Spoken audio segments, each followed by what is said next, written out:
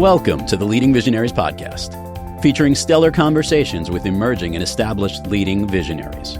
Thanks for joining us today as we celebrate and spotlight the leading visionaries who are thinking differently, seeing new possibilities, have the courage to dream big, take inspired action, and create conscious change all around the world. Now, here's your host, Anjel B. Hartwell.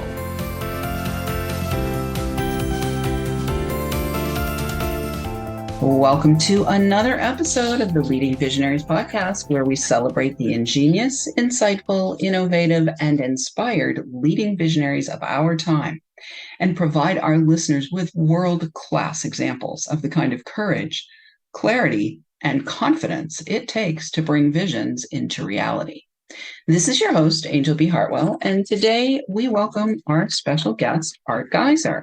Art is the creator of energetic neuro-linguistic programming and is an internationally renowned speaker, intuitive, coach, and master healer. He is known for his joy, humor, and wisdom. Art has a magical ability to eliminate people's unconscious, spiritual, and energetic blocks and open up their untapped abilities. They discover how amazing they are, have more fun, health, and success, and contribute more to the world. Art's unique background includes NLP, spirituality, coaching, powerful healing systems, and 38 years as an NLP trainer, medical researcher, and leadership consultant for Fortune 100 companies. He has received 2 empowerments from the Dalai Lama, and he is also somebody that I've known for a number of years. We met each other in a mastermind. He was also a guest on my first podcast. I'm so excited to have you here again. Art, welcome to Leading Visionaries. Oh, well, I'm thrilled to be here, and I love the work you're doing in the world, and I'm just honored to be part of it today. Well, thank you so much for coming. So, Art, let's talk about leadership. We're going to start with leadership since, you've been a leader for many, many years and you're a leadership consultant for Fortune 100 companies. So why don't we start with, when did you discern that you needed to step into a leadership role and work in this realm of leading and helping other leaders to bring their visions into reality? Well, actually, my first leadership role, when I was a Boy Scout, they reorganized our troop and they made me a patrol leader. And I remember, and there was even a couple guys in my patrol that were older than me. So it was very unusual. And I remember thinking, I'm the patrol leader. And we had an incredible time. And it was the first time I realized we were different than all the other patrols. And I realized there was a set of rules we had to follow, but there were all kinds of places where we could push the boundaries and do things that were different. So we were different than any of the other patrols. We had more fun. We ate better. The several people in it are lifelong friends. And it was the first time I realized when you're the leader, you can really make a difference in that way. And I'd love to say that lesson really stuck in me, but I went back to being more my independent self and not wanting to be responsible for other people for a long time. And even when I first developed energetic NLP, it was just developing very organically. And I remember one of my students many years ago went, well, what's your vision for energetic NLP? I went, vision? and I did feel guided. I felt like everything was unfolding and I was being guided. And it was right probably not to have a vision at that point, because I would have made up something different. But then at a certain point, I can't exactly say when, that what was unique about energetic NLP and the concepts and the ideas really started to solidify, so that I knew that, okay, there is something really unique here, something that can really help people that's very different. And then I needed to start stepping into being a leader. Okay. So let's talk a little bit about vision and being visionary. So, I think there can be multiple definitions. And, sometimes we talk about being visionary as somebody who apprehends an innovation. Like in your case, you apprehended the innovation of marrying energetic work with NLP work, mm-hmm. and out of that emerged this innovative energetic NLP that you've created. And then there's the visionary definition where we're talking about psychic vision and being able to see multidimensionally. So I'd love to have you speak to either, this apprehending innovative vision and seeing what's possible that you can build and that you can lead versus psychic vision, which, maybe they're the same. They probably are the same. I'd love to have your take on how those two maybe play together. We start with the more typical version of being a visionary leader. So when I was a medical researcher and I ended up supervising this lab, I have a strong drive to make things better. And so I was looking at what I thought worked and didn't work and how we did things and what I thought were unnecessary restrictions on people. And how did you bring out the best in people? And I really started with going, well, if I get to make this up, what do I think would be a really good way to do it for me and for the people under me? So I went to my boss and went, I have some ideas. And is it okay if we try these? And he went, sure. And this was back in the late 70s, probably. And I'm sure things like flex time existed and stuff, but I'd never heard of them.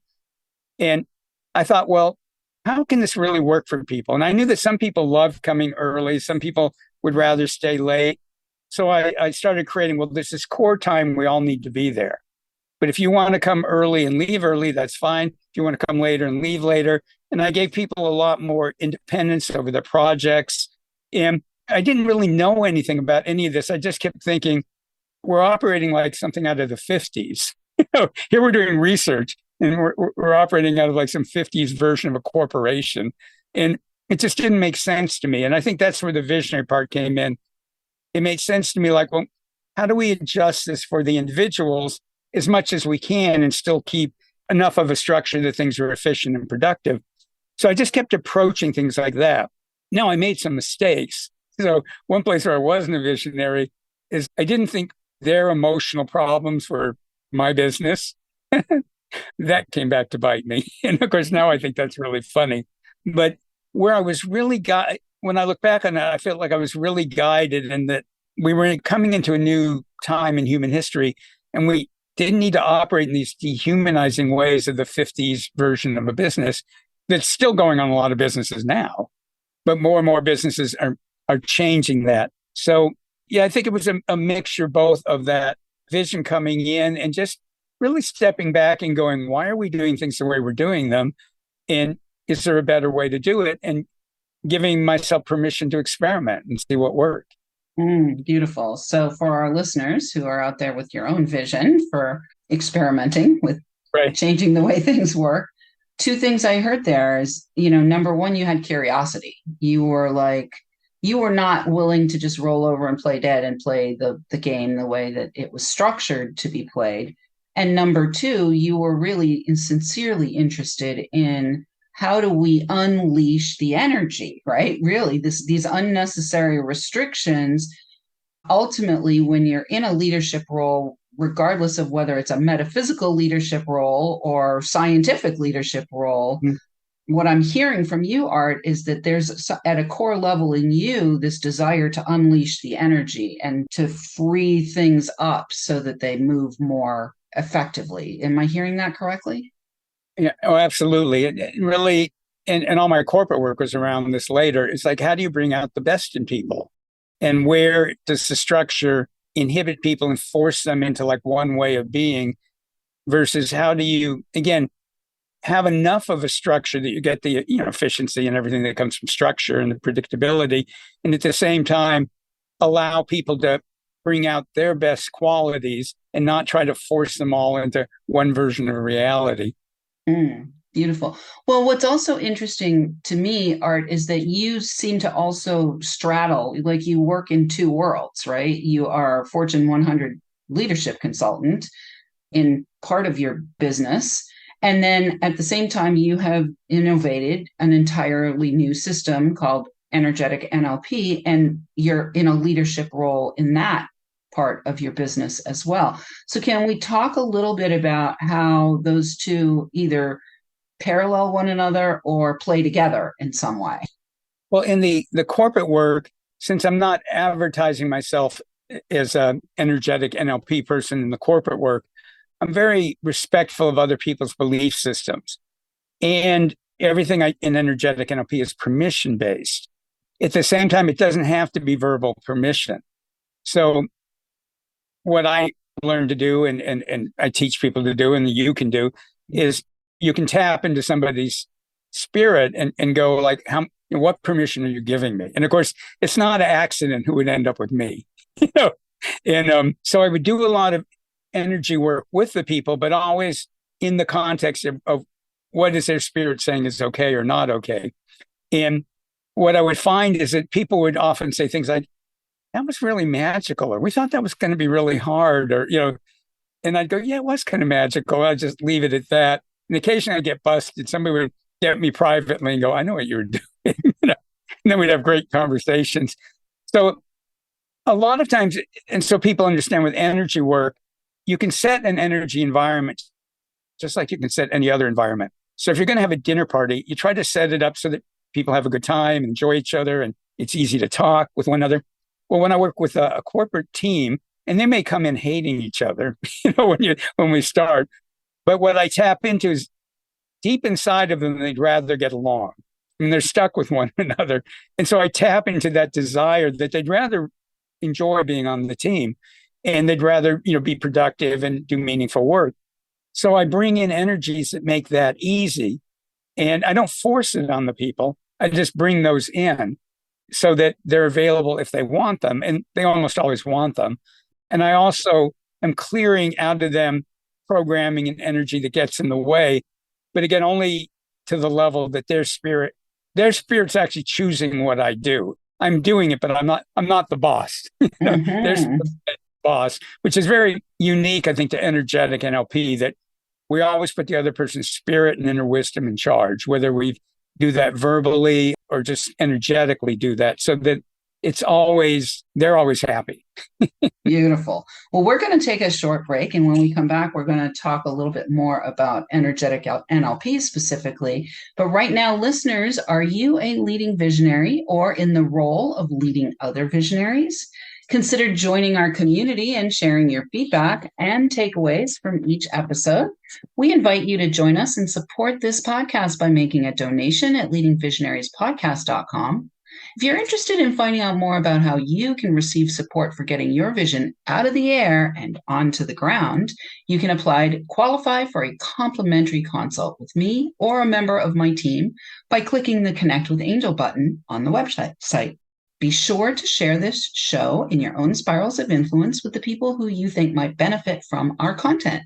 I want to say a big thank you to all of our listeners who are downloading, rating, and reviewing. We're welcoming thousands of downloads from all over the world. I want to shout out this week to our listeners in Denmark, Cambodia, and of course, LA, where Art is. And we will be right back with Art Giser. The Leading Visionaries podcast is brought to you by the Creative Age Consulting Group. Are you the one who thinks differently? Who is called to create a significant conscious change in the world? Who is seeing and dreaming of a better way for your industry, your community, humanity? Creative Age Consulting Group is hired to guide leading visionaries just like you who want to break through the static in order to clearly express and confidently enroll support for their vision in a way that makes it inevitable that it will come to pass. Your word is your wand. And as the leader, your ability to articulate and communicate your vision is essential to its materialization and monetization. Please enjoy with our compliments a free copy of the book, Be Heard by Millions and Live Your Destiny, which was a #1 new release in 3 categories to get you started. The book is yours by visiting gift.leadingvisionariespodcast.com.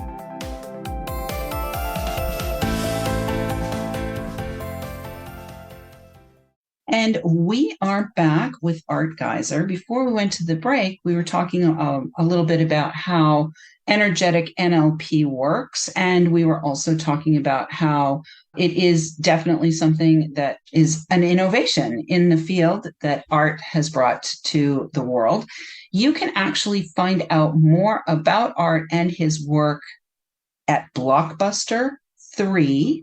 That's the number 3, not the word 3.com. We will have that URL for you in the show notes. So, Art, when they get to blockbuster3.com, what are our listeners going to find?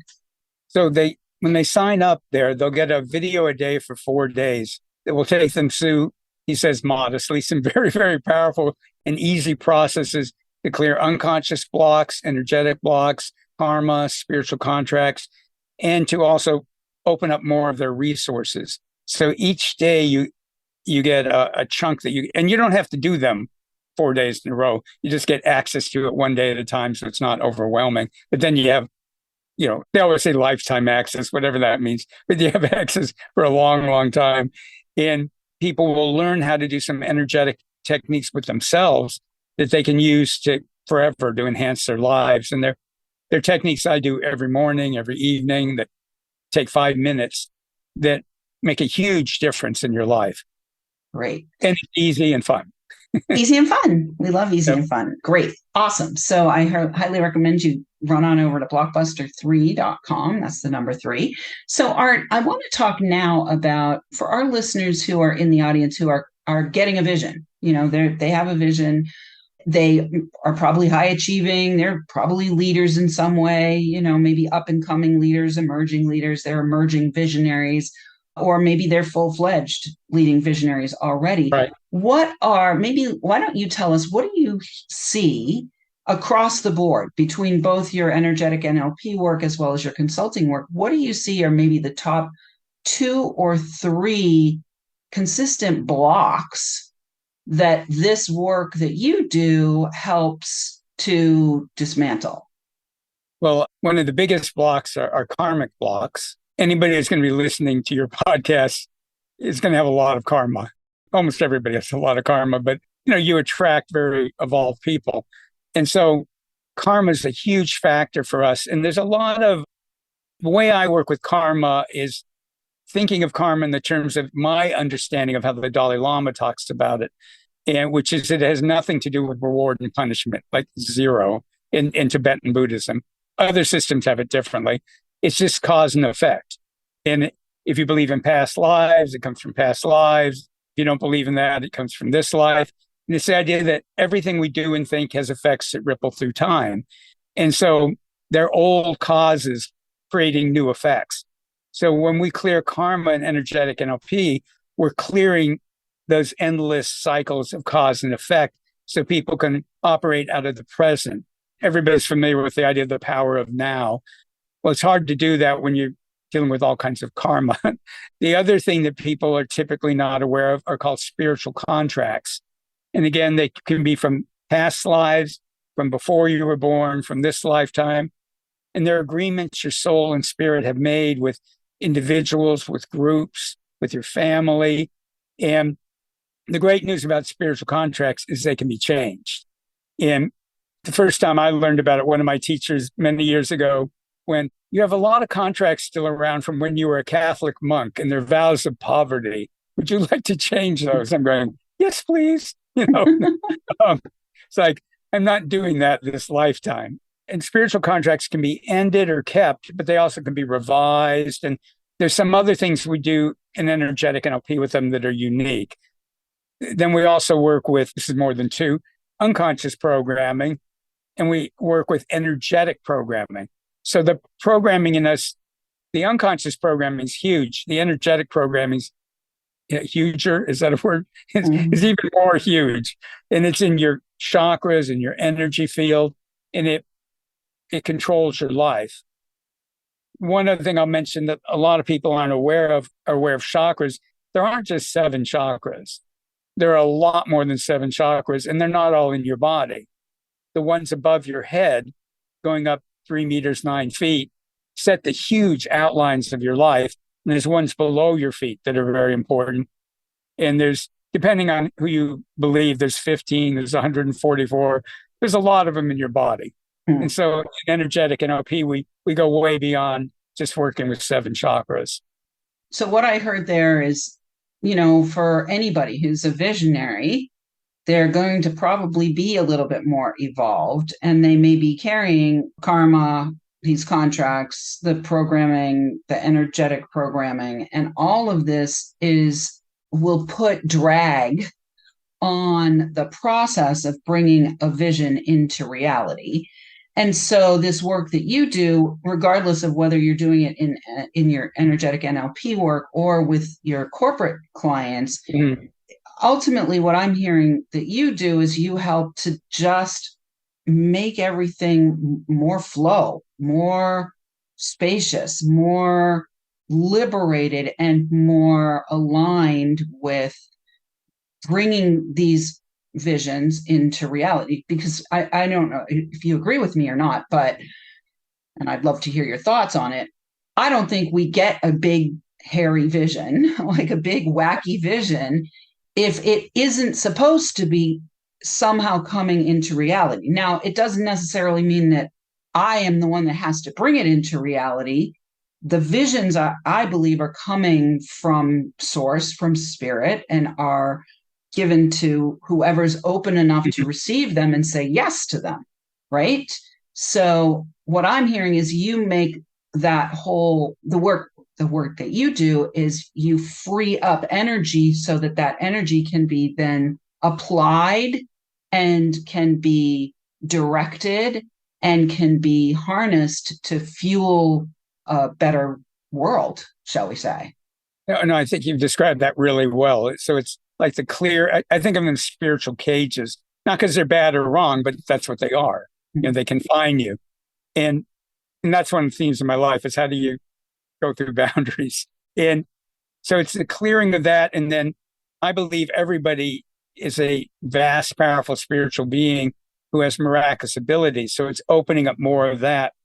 The one thing I think that makes it a little tricky at times for people is that separating out what's really the visions that are coming into you, whether you think it's coming from your spirit, God, angels, wherever you think it comes from things that are going on in your mind. So, you know, there's a lot of people in the world who have visions that a lot of us don't like. And I believe everybody's part of the unfolding of whatever humanity's up to. But a lot of people have visions that it's like, yeesh, not a lot of people. I shouldn't say that. Some people. And I think part of it is being able to really keep asking for guidance and really setting a strong intention that you want the visions that are authentic for you. And then I believe there's just, I remember years ago telling somebody, well, you know, when I was learning NLP and the healing work and everything, and I was telling one of my mentors, this amazing woman, you know, like, well, but I don't know what I want to do with this. I could do one-on-one work. I could teach it. I could do it in corporations. I ended up doing all of that. But I was thinking I needed to pick one. And she goes, it doesn't matter. And I go, it doesn't matter. And she goes, no, you're about healing and making things better. You want to do it in a corporation? You want to do it one-on-one? It's fine. You know, you're going to do your vision wherever you are. And it was like, oh, so she goes, so find things you like. Find things you like. Wow, beautiful. I love that. So we've only got about 3 minutes left, Art. And what I really would like to go back to is you said anybody who's listening to this show is going to be evolved and have a lot of karma. So the way you describe karma is the effect of, you know, the cause and effect. You know, the karma is you're experiencing the effect now of something that was caused in a previous time. Can you say why you made that statement that anybody who's more evolved is going to have a lot of karma? What does that mean? Help me understand that. Well, people that are, and it's a little more complicated than I said, but people that tend to be more interested in personal and spiritual development have been around the block spiritually, you know, and so, and, you know, and I do believe we have past lives. I don't think it necessarily works the way people think it works. But most of the people that are attracted to my work, and I think very high percentage of people who are attracted to your work, are people that are thinking deeply and they're concerned about a lot of things. And typically that's people that have had a lot of spiritual experience, you know, on one level or another. So they've built up a lot of karma. Yeah, it's inevitable until you clear it. Well, what I'm also hearing there is they're also more capable of accessing the tools like energetic NLP. Yeah. They're more open to accessing the tools and consciously making, like, it's really about the more evolved people are actually going to be more conscious about the karma that because everybody's pretty much carrying some karma. Or everybody. Not everybody. Only there may be maybe 3 or 4 people on the planet that aren't carrying karma. Yeah. I mean, right. Not everybody. Okay. For sure. But most people on the planet are carrying some karma. And I think what I'm hearing, just to clarify for our listeners, is anybody who's listening to this, you are more conscious, and therefore, hopefully this, episode will support you to find support to clear this karma so that your energy can be liberated and your visions can come into reality with much more ease, grace, joy, humor, fun, and wisdom. So, Art, we are at the end. I think this was a great episode. I will tell our listeners that we tried 3 times, and 3 times apparently is the charm to get this episode in the can. And it is still recording. So thankfully, I did record it this time. Art, thanks again so much for being with me. I really appreciate your presence and your willingness to stick in with me as we went through our little technical difficulties there. Listeners, we love feedback. Please let us know what you thought of today's show by joining our community, sharing your takeaways, asking questions, or submitting guest suggestions. You can weave your visionary thread into our fabric by opting in on our website at leadingvisionariespodcast.com or by interacting with us on social. Look for the handle at Leading Visionaries Podcast on all the major platforms. Thanks for tuning in. Keep your eyes, ears, and hearts open. And remember, you are here to create conscious change. Thanks for tuning in, downloading, and listening. Be sure to rate and review Leading Visionaries on Apple Podcasts and share with other people you know who can benefit from today's episode. Leading Visionaries is the premier podcast series for informing, activating, and inspiring the leading visionaries who are called to create conscious change and know that now is the best time to welcome wealth and cultivate a web of collaborative support to bring their vision to life. We invite your feedback and guest suggestions and invite you to subscribe to our mailing list to be notified of new episodes at leadingvisionariespodcast.com.